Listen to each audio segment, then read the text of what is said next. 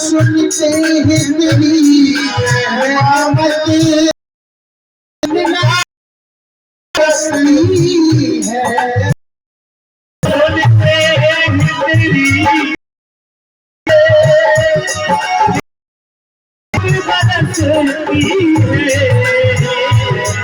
सुनते मेरी रहमत बरसती है,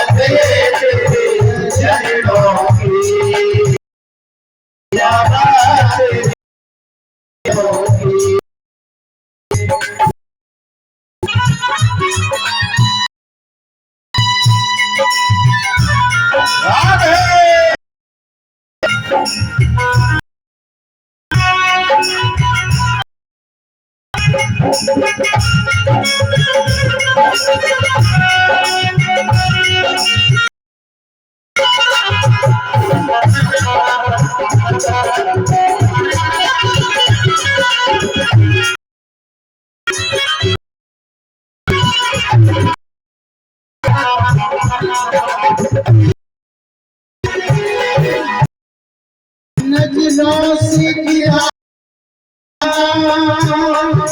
चाहे सजा लेना, नजरों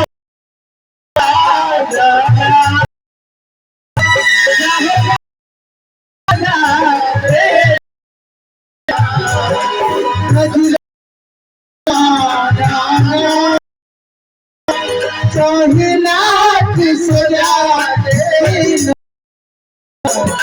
नजरों से जो नजरों से जो गिर जाए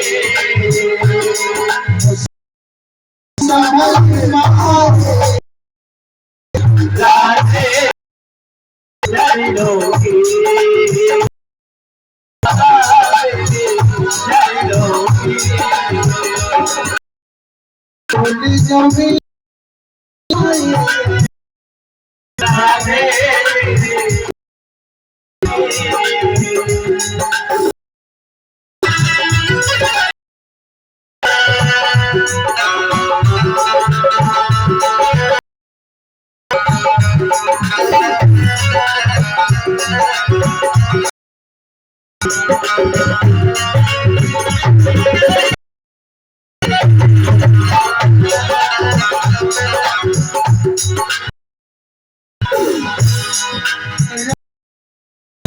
जीवन की तमन्ना है, जीवन की तमन्ना है, राधे मेरे जी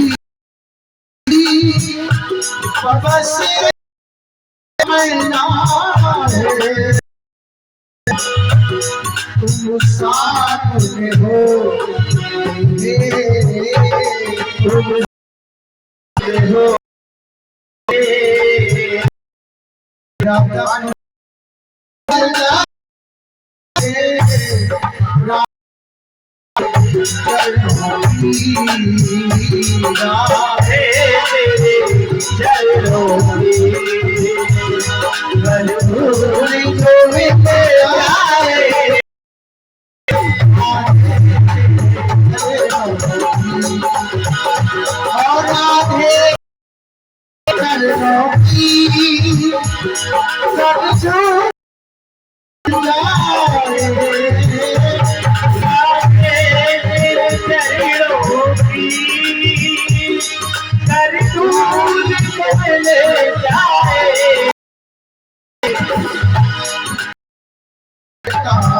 सच के मारू बदल जाए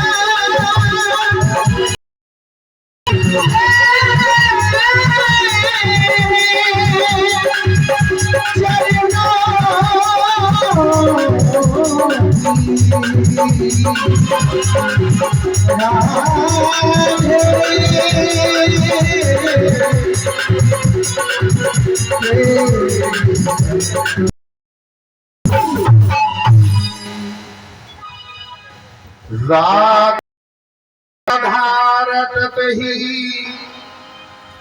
सब व्याधा में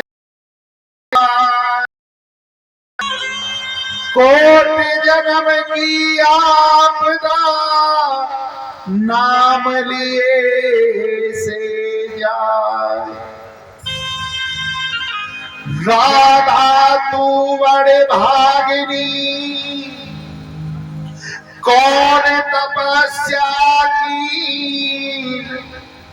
तीन लोक दारुण दलन सो तेरे आधी।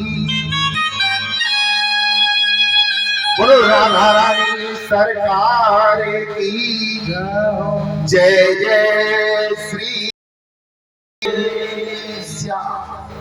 साधु जी सीताराम सीताराम प्रेम से बोलो राधे श्याम राधे श्याम। श्री सुखदेव जी महाराज वर्णन करते कि हे राजन मेरे गोविंद बड़े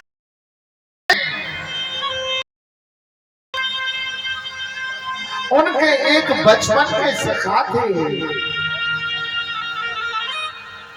जिनका नाम था सुखदेव।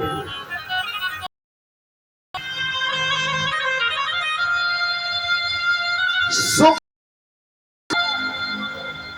विवाह सुशीला के साथ हुआ।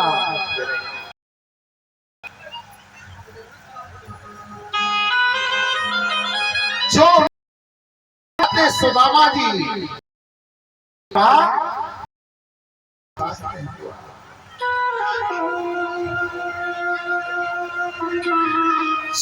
चार संतान थी। और देखो जब विधाता परीक्षा लेता है तो कैसी कैसी परीक्षा लेता है। सुदामा जी के नितांत गरीबी थी, कुछ नहीं था। सबका शरीर सूख कर हड्डी एक एक हड्डी दिखाई देने लगी।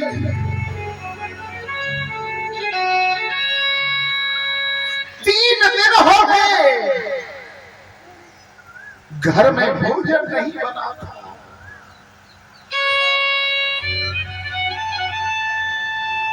बच्चों ने मां से कहा मां ओ मां भूख लग रही है। सुशीला आंखों से देखा और अपने पति के पास गई। सुदामा जी के पास जाता कहने लगी स्वामी 3 दिन हो गए बच्चों ने कुछ नहीं खाया है।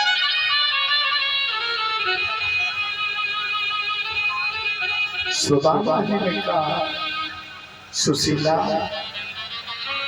आज बच्चों से कह दे आज को भोजन नहीं करते हैं। सुशीला 3 दिन हो गए बच्चों को बगैर भोजन करे।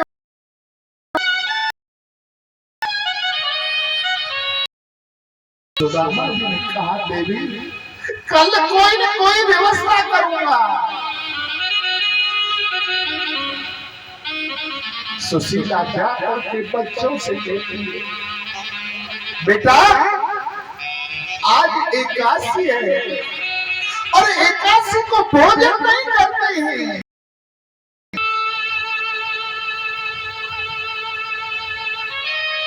बच्चों को जल सुनाती है परंतु भूखे पेट कहाँ नींद आती है। जैसे तैसे बच्चों ने रात को काटा और दिन निकलते ही माँ से कहा माँ भूख लग रही है। सुशीला कभी अपने बच्चे कभी चूल्हे को देखती आज भी कुछ नहीं। सुशीला अपने स्वामी सुदामा जी के पास जाती है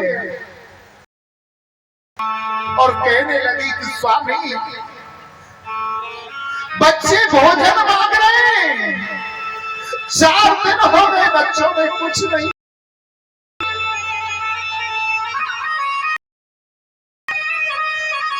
सुदामा जी कहने लगे कि हे सुशीला आज और बच्चों से कह देंगे आज एकादशी का कुछ क्षण रह गया है। कल कोई न कोई व्यवस्था कर दूंगा। सुशीला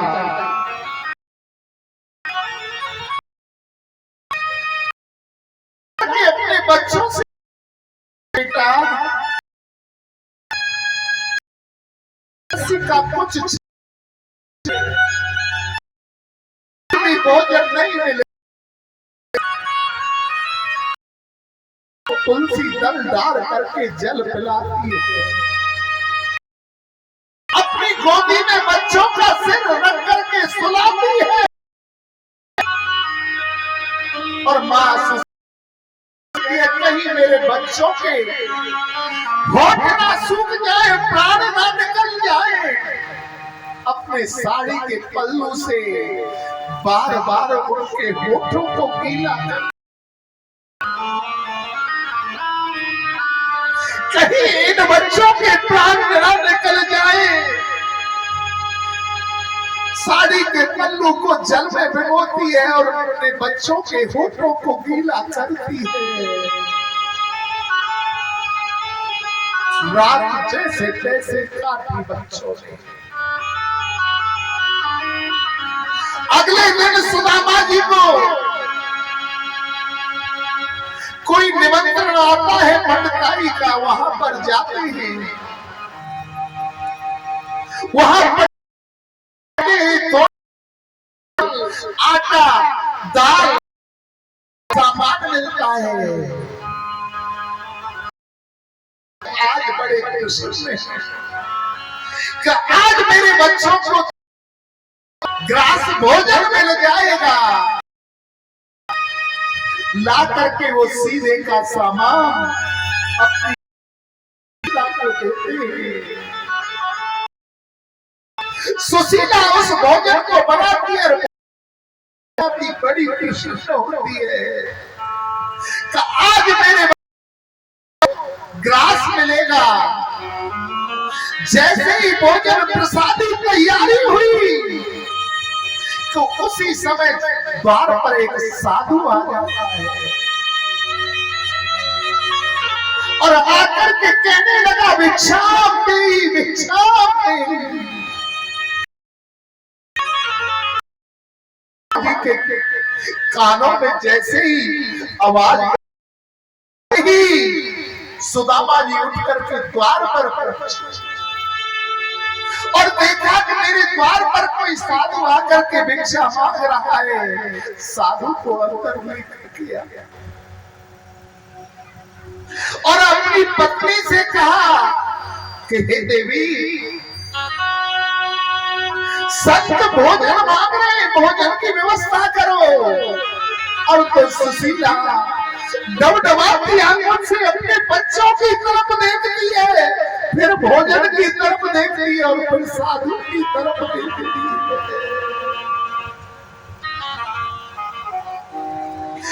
आज 5 दिन में तो मेरे बच्चों को भोजन मिलने जा रहा था और ये साधु बाबा पति की आज्ञा मान करके साधु बाबा को भोजन करा दिया और अपने स्वामी से जाकर के कहने लगी कि हे स्वामी, 5 दिन हो गए बच्चों ने कुछ नहीं खाया है और मैंने सुना है कि तुम्हारा बचपन का सखा है जो द्वारका का राजा है। क्या तुम्हें उसकी याद नहीं आती? सुदामा जी कहने लगे, हे देवी, याद तो बहुत आती है और मेरा जब मन करता है तो मैं अपने नेत्रों को बंद कर लेता हूं और उनसे मिल करके आता हूं।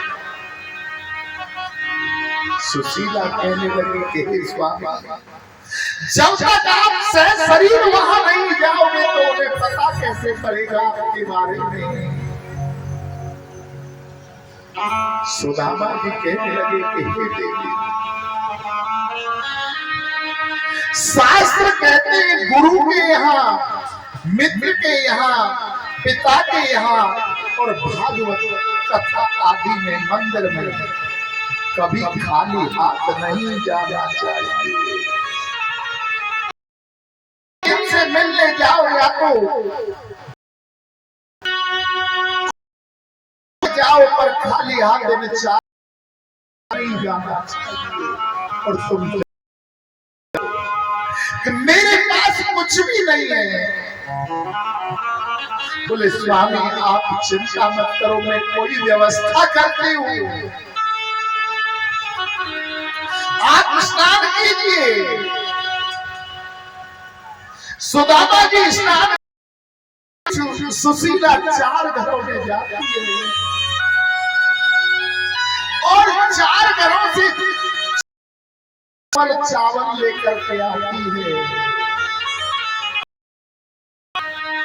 कितनी विद्वता का परिमाण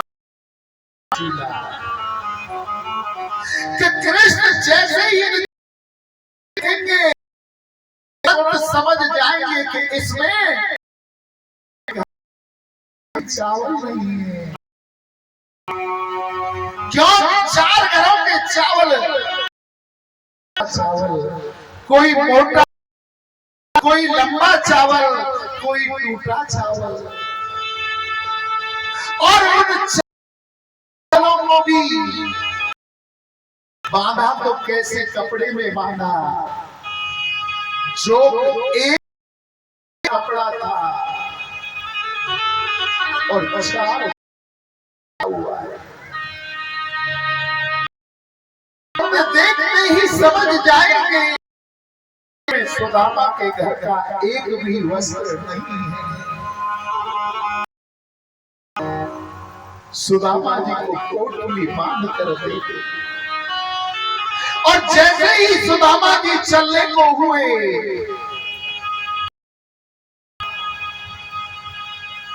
कि गोविंद से मेरी एक बात कह देना, उसका नहीं आसे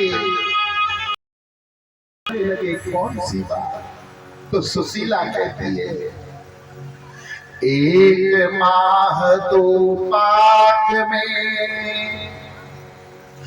तो एकादशी हो, सो प्रभु दीन दयाल ने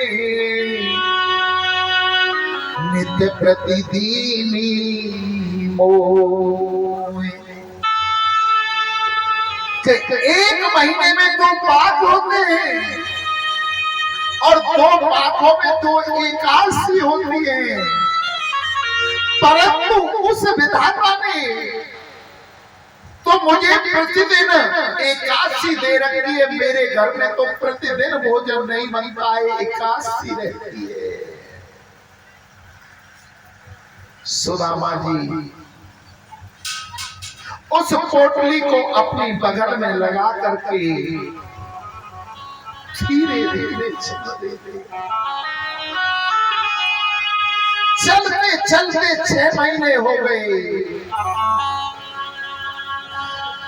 मार्ग को भटक जाते हैं। ना भूख लगती है न प्यास लगती है, जिंदगी अब उदास लगती है। कैसे आऊं मैं द्वारका तेरी, अब आस भी निराश लगती है।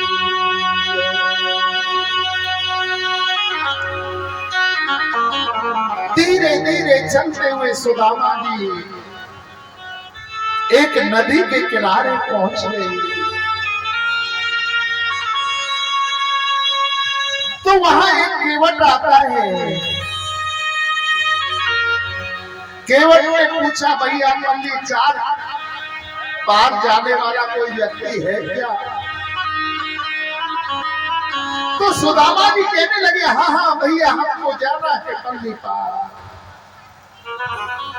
सुदामा जी जैसे ही नाव में बैठने को हुए तो केवट ने पूछ लिया, अरे बाबा कछु दान दक्षिणा है देने को? तो सुदामा जी ने अपने पैर को पीछे की तरफ खींच लिया। बोले, भैया तुम जाओ, हमें नहीं जाना है। केवट कहने लगा, बाबा ओ पंडित जी महाराज, आपने यज्ञोपवीत धारण कर रखा है, आप कोई ब्राह्मण लगते हो। हमें तो पल्ली पार जब भी जाना हमारा घर तो पल्ली पार है। आप आकर के बैठ जाओ। आप बैठ जाओगे तो एक ब्राह्मण सेवा हो जाएगी, हमें तुमसे कुछ नहीं चाहिए। जब उस केवट ने बार बार आग्रह किया तो सुदामा जी उसमें बैठ जाते और केवट उनकी तरफ देख रहा है। केवट से कहने लगे, अरे भैया केवट, तू क्या मुझे देख रहा है? तुझे पता है मेरा सखा कौन है? द्वारका का राजा है, द्वारका का राजा। वो कभी ये नहीं देखता कि तुमने कैसे वस्त्र पहने, तुमने कैसा रूप धारण कर रखा है। वो मेरा मित्र है, सखा है। वो केवट कोई और नहीं था, स्वयं द्वारकाधीश थे। केवट मन में सोच रहा है कि सुदामा तुम जैसे बालापन में थे, आज भी वैसे ही। सुदामा जी को नदी पार करवाई।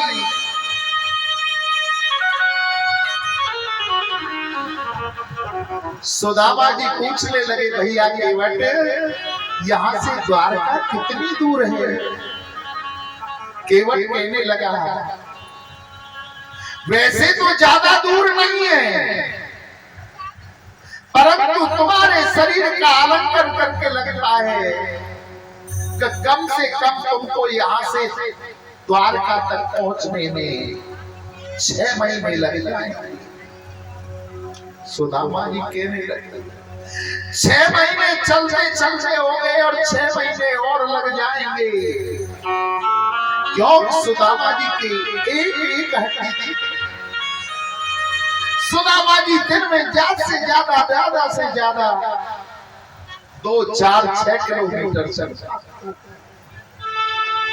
केवट की ऐसी वाणी सुनकर के सुदामा जी कहने लगे कि हे द्वारकाधीश, हम तुमसे कोई अपने लड़के की शादी करवाने नहीं आ रहे हैं, तुमसे कोई धन दौलत मांगने नहीं आ रहे हैं, हम तो केवल आपके दर्शन के लिए आए हैं। अगर तुम्हें बुलाना है तो यहीं से बुला लो, नहीं तो हम नहीं आते। एक इतना बड़ा मट्टी का टेला लिया और उसी को तकिया बना करके कन्हैया सो जाते।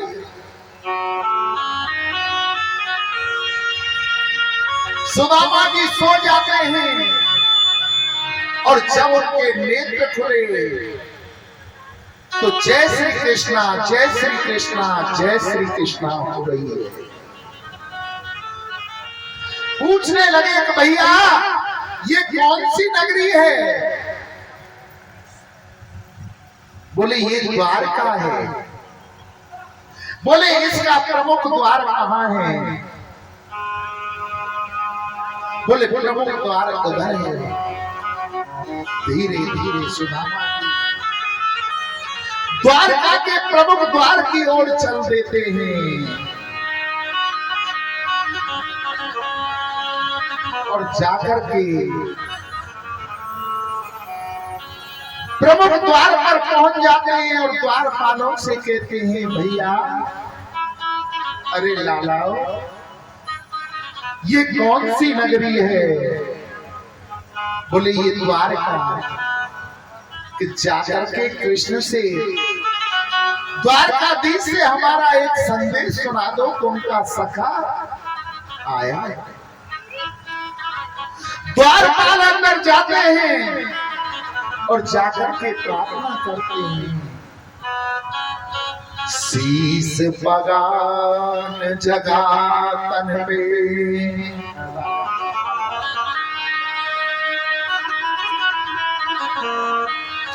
प्रभु जाने को आही बसो कई रामा, धोती फटी सी लटी दुपटी और पाए को बाहन की नहीं सामा,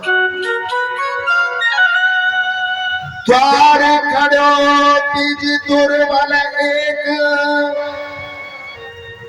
रहो चकिसो वसुधा अभिरामा, पूछत दी को धाम, बतावते अपनो नाम सुधामा।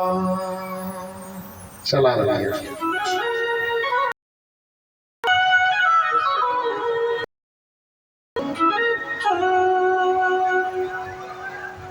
नहीं तो